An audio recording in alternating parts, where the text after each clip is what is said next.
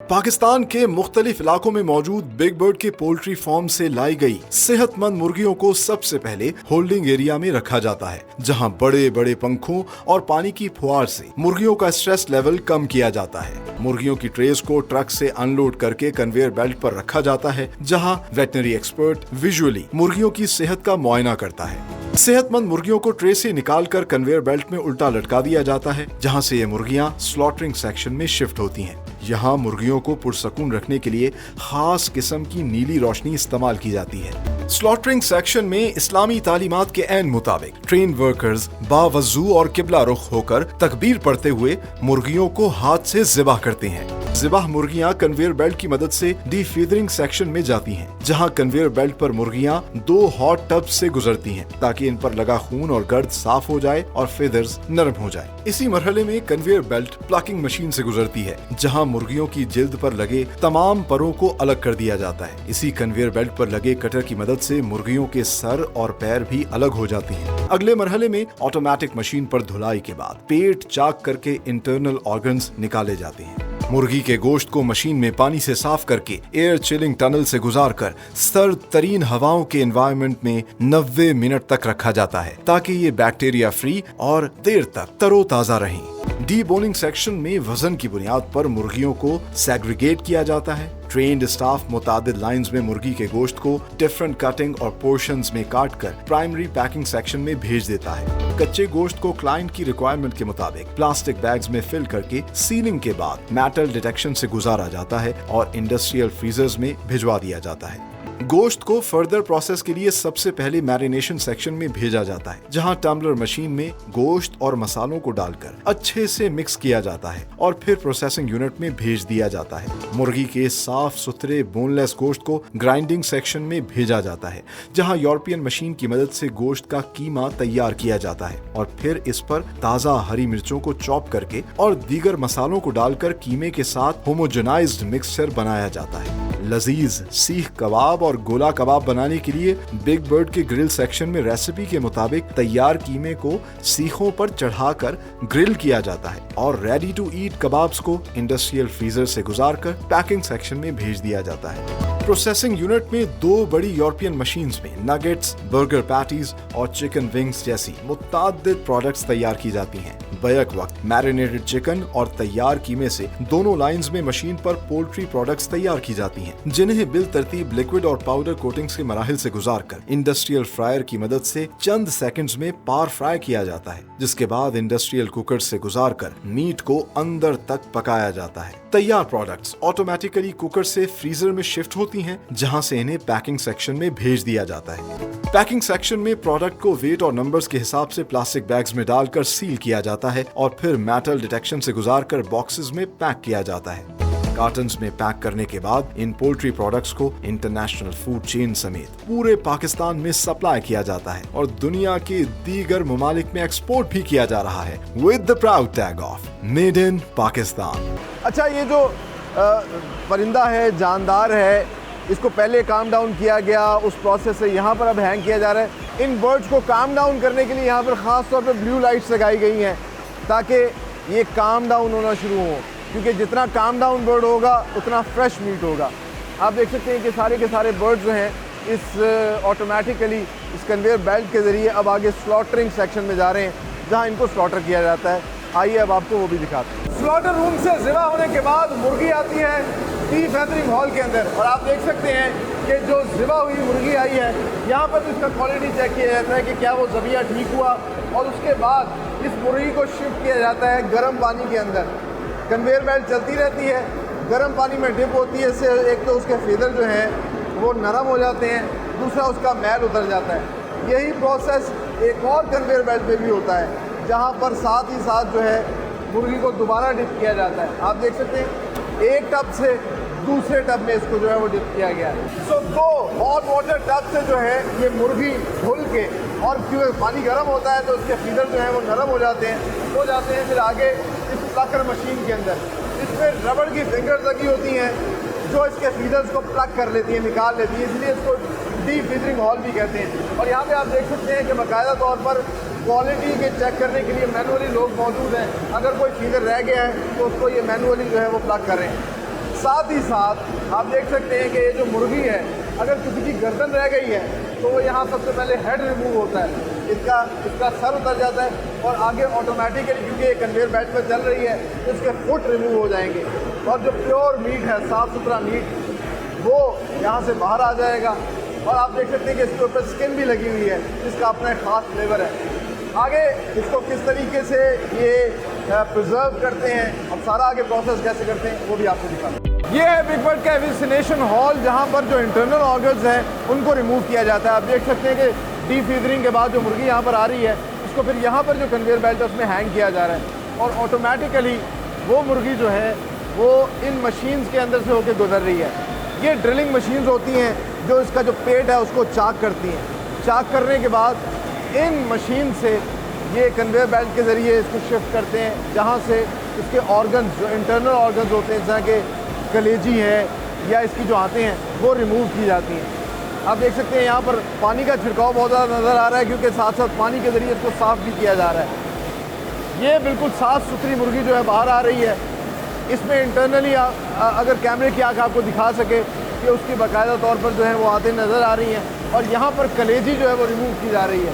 बाकी जो ऑर्गन्स हैं उनको रिमूव करके अलग ट्रे पे रखा जा रहा है। और ये जो साफ़ मुर्गी है, ये सारी की सारी साफ़ मुर्गी, इसको शिफ्ट किया जा रहा है फिर एक मरतबा वॉश एक मशीन के अंदर, और इस मशीन में ज़ोर से पानी के प्रेशर से जो इसके इंटरनल ऑर्गन्स निकाले गए हैं उसकी सफाई की जाती है और फिर ये कन्वेयर बेल्ट जो है इस मशीन से निकल के आगे शिफ्ट किया जाता है, जहाँ पर एक मरतबा फिर से विजुअली क्वालिटी चेक होता है साथ साथ बर्ड का, और फिर उनको एक नई कन्वेयर बेल्ट पे हैंग कर दिया जाता है। ये जो नई कन्वेयर बेल्ट है ये लेके जाती है इनको एयर चिलिंग सेक्शन के अंदर। पाकिस्तान के अंदर वाहिद बिग बर्ड की कंपनी है जो एयर चिलिंग की टेक्नोलॉजी इस्तेमाल कर रही है।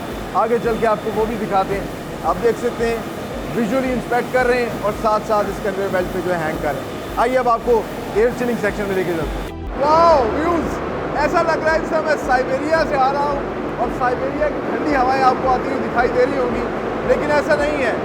ये है बिग बर्ड का एयर चिलिंग टनल। ये लेटेस्ट टेक्नोलॉजी है जो पाकिस्तान में सिर्फ यही कंपनी इस्तेमाल कर रही है और दुनिया में 2012 में जब इन्होंने लगाया था तो ये दुनिया की चंद कंपनियों में से एक थी जो ये टेक्नोलॉजी इस्तेमाल कर रहे थे। स्लॉटरिंग और फ्रीजरिंग के फ़ौरन बाद बर्ड को इस एयर चिलिंग टनल से गुजारा जाता है, जहाँ ठंडी हवाएं तकरीबन 90 मिनट तक जो है बर्ड को फ्रीज़ करती हैं और 0 डिग्री सेल्सियस तकरीबन यहाँ पे 1 या 2 डिग्री सेल्सियस तक रखा जाता है। इंटरेस्टिंगली ये सारा का सारा आप देख सकते हैं ऑटोमेटेड प्रोसेस होता है, कोई इंसान जो है इसमें इन्वॉल्व नहीं होता और साथ ही साथ जो इसका फ्लोर है ये भी एक ख़ास किस्म का हाइजीन फ्लोर है। ये ख़ास तरीके से बनाया जाता है और यहाँ पर बर्ड को जो गुजारा जाता है इससे 2 फ़ायदे होते हैं। एक तो वो जर्म फ्री हो जाती है, जर्मिनेशन जो माइक्रो बैक्टीरिया होते हैं उसकी ग्रोथ रुक जाती है। इसके अलावा फूड जो है वो सेफ़ हो जाता है हमारे खाने के लिए, कंटेमिनेशन बिल्कुल फ्री हो जाती है।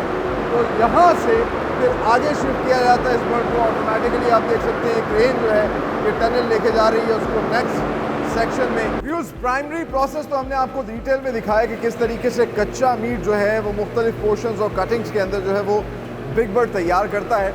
साथ ही साथ अब हम आपको दिखाते हैं इनका फर्दर प्रोसेस, जिसको वैल्यू एडिशन प्रोसेस भी कहते हैं। और वैल्यू एडिड प्रोडक्ट्स चाहे वो नगेट्स हों, गोला कबाब, सीख कबाब, टेम्पूराज और मुख्तलिफ मज़े की चीज़ें जो हैं वो भी इसी प्लांट के अंदर तैयार की जाती हैं। और उसके लिए सबसे पहला प्रोसेस होता है मैरिनेशन का। तो इस वक्त हम इनके मैरिनेशन हॉल के अंदर मौजूद हैं और मेरे पीछे आप जो बड़ी सी मशीन देख रहे हैं इसको टम्बलर मशीन कहते हैं। होता यह है कि जो मीट होता है उसको इसके अंदर डाला जाता है और साथ ही स्पाइसेस ऐड कर दिए जाते हैं। इनका एक ख़ास स्पाइस सेक्शन है जहाँ पर क्वालिफाइड ट्रेंड स्टाफ जो है वो बाकायदा तौर पर इनकी रेसिपी तैयार करता है। कितना स्पाइस डाला जाएगा क्लाइंट की रिक्वायरमेंट के मुताबिक जो है वो रेसिपी तैयार करके इसके अंदर डाली जाती है और तकरीबन 15 से 20 मिनट या आधा घंटा जो है रेसिपी के हिसाब से ये फिर इसको मिक्स करता है। अच्छे से मीट मैरिनेट होता है और फिर अगर क्लाइंट की रिक्वायरमेंट ये है कि उनको मैरिनेटेड मीट देना है तो फिर मैरिनेटेड मीट को जो है वो पैक करके बैग्स के अंदर उनको पहुंचा दिया जाता है या फिर आगे इसको फर्दर प्रोसेस किया जाता है पार फ्राई या फिर फुली कुक भी किया जाता है। अब हम आपको दिखाते हैं कि नगेट्स और बर्गर पैटीज़ कैसे तैयार किए जाते हैं। आई एम श्योर कि हर घर में ये ज़रूर इस्तेमाल किए जाते हैं और बच्चों को बहुत ज़्यादा पसंद होते हैं, इसीलिए पेरेंट्स थोड़ा सा कंसर्न भी होते हैं कि क्या आया वाकई ये हाइजीनिकली जो है सही तरीके से तैयार किए जाते हैं। इसके हवाले से बहुत से मिथ्स भी हैं कि नगेट्स बनाने के लिए जो है वो इवन के जो पोल्ट्री या मुर्गी का वेस्ट है वो भी डाल दिया जाता है। लेकिन इस वक्त हम मौजूद हैं बिग बर्ड के ग्राइंडिंग सेक्शन में और इंटरेस्टिंग पार्ट इज़ आप देख सकते हैं कि बहुत ही फ्रेश और साफ़ सुथरा मीट जो है वो इस्तेमाल किया जाता है नगेट्स और बर्गर पैटीज़ बनाने के लिए, और बाकायदा तौर पर इसमें ना किस्म की कोई चर्बी है ना कोई छींचड़ा है, बिल्कुल फ्रेश ये मीट है जो कि इस्तेमाल करते हैं। और ये जो मीट की ट्रेज़ हैं इनको शिफ्ट किया जाता है बड़े बड़े ग्राइंडर्स के अंदर। ये कीमा बनाने की मशीन्स हैं, इंडस्ट्रियल लेवल की मशीन्स हैं, और आप देखिए कि लेस ह्यूमन कंटामिनेशन इन्वॉल्वमेंट होती है। ऑटोमेटिकली इसको मशीन पे लगाया, वो खुद इसको जो है इंसर्ट करेगी और यहाँ से इसको फिर ग्राइंड करके कीमा जो है फ्रेश कीमा बाहर आ जाएगा। ये जो फ्रेश कीमा है इसको फिर शिफ्ट किया जाएगा दूसरी मशीन है, और ये भी बहुत ही बड़ी यूरोपियन इंडस्ट्रियल मशीन है जो कि इसको मिक्स करती है। इंटरेस्टिंग पार्ट है इसके अंदर कीमा इंसर्ट करेंगे और साथ ही स्पाइस रूम से जो है स्पाइसेस ला के डाले जाएंगे।